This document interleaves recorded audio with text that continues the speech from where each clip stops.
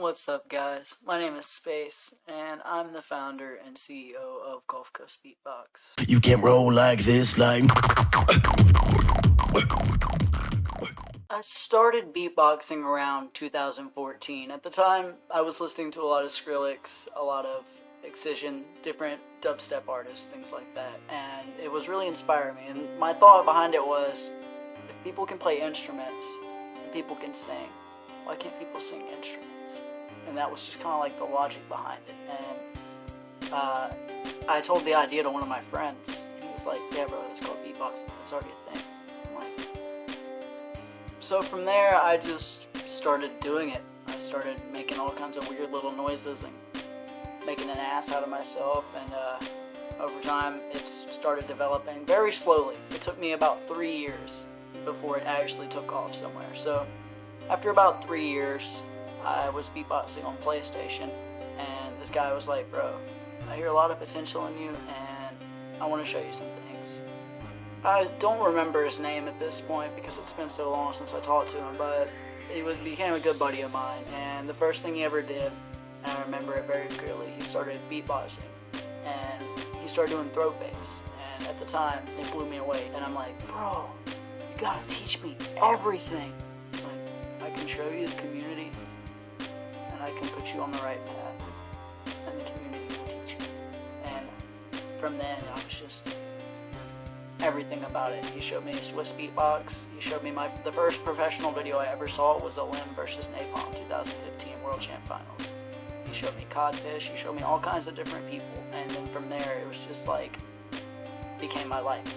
From 2017 until now, it's been my life. So in June of this year, I've been in the community for about 2 years now. I had talked to people online. I already found my favorite beatboxer. I'd learned a bunch of sounds. You know, I could do the throat bass, the lip rolls, all that crazy shit now. And in June of this year, I'm like, man, I wish there was a community down here. There's nothing down here. This is Mississippi. There's no beatboxers here. I'm the only one doing this. And for the most part, that was true. I hadn't met anyone up to this point, and to this day, that was from Mississippi that pursues beatboxing the way I do. I was working a job at McDonald's at the time, and I had gotten one paycheck, 400 and some change. And whenever I got that paycheck, I had already thought about it. I'd been thinking about it. I wanted to go to the birthplace of beatboxing, the home of hip-hop, New York City. And that's where I went.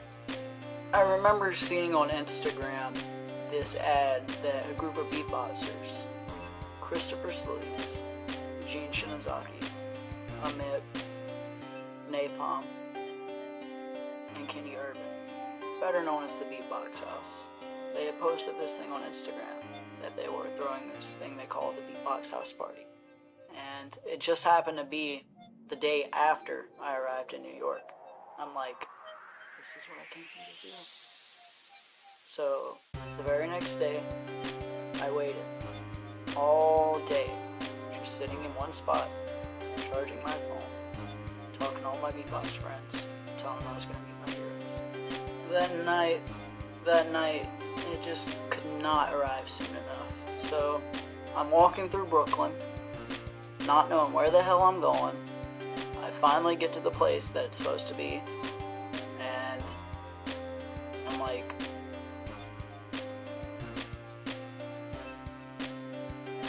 so just go inside, not sure if I'm in the right place, walk in, right there in the middle of the room, Napalm. I walk up to him, completely speechless. I'm like, bro, are you Napalm? He's like, yeah bro, what's up? Dude was fucking stoned. So we ended up talking for a minute, you know, just like me idolizing him, and he's like so used to it. He's like just talking to me like I'm a normal person. But so he ended up telling me where the beatboxers were. I go downstairs and I sign up for the battle, and before the battle starts, they make a big announcement. They're like, alright guys, we have a surprise for y'all tonight. We are going to be doing 2v2 battles. These battles are draft battles. So what draft battles are is where these two people, they get their names pulled out of a hat, and these two people get their names pulled out of a hat.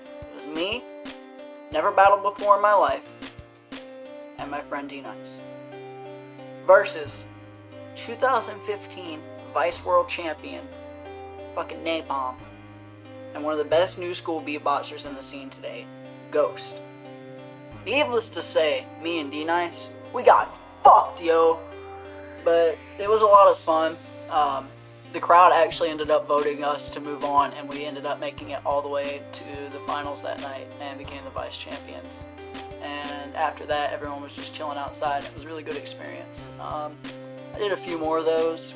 At the time I spent in New York, it was about 2 months. And I don't know, I really enjoyed my time in the beatboxing community. I was really happy up there. About mid-September, it had come to the point where I was completely out of money. I was completely out of resources, and I was just, honestly, I had no chances of surviving up there. It was starting to get cold. Luckily, someone had offered to buy me a bus ticket and send me back home so I would be safe and not have to go through the New York winter homeless. And it was a good decision. And that was when I came up with the idea for Gulf Coast Beatbox. So the reason I ended up going to New York is there was no beatbox community where I was from. And when coming back from New York, I was going to make that community. That way I'd never have to go anywhere. I'd have my family with me at all times. So on September 20th, I created Gulf Coast Beatbox. And that's kind of how this whole thing came to be. So Gulf Coast Beatbox's mission is to spread our art form and to change people's opinions of it. It's not just some noise-making hobby. It's not just some silly thing we do for fun. It is music. It is creativity. And I believe that the world should see beatboxing for what it is. I believe beatboxing should be on TV, on radios, everywhere. And I refuse to stop until I see that. I want to live out that vision. So I have decided that this is going to be my lifelong project. This is what I'm going to dedicate myself to. And I will not stop until I see it where I want it to be. Anyway, guys, thank you for listening, and I will see you in the next video. Hope you enjoyed. Yeehaw.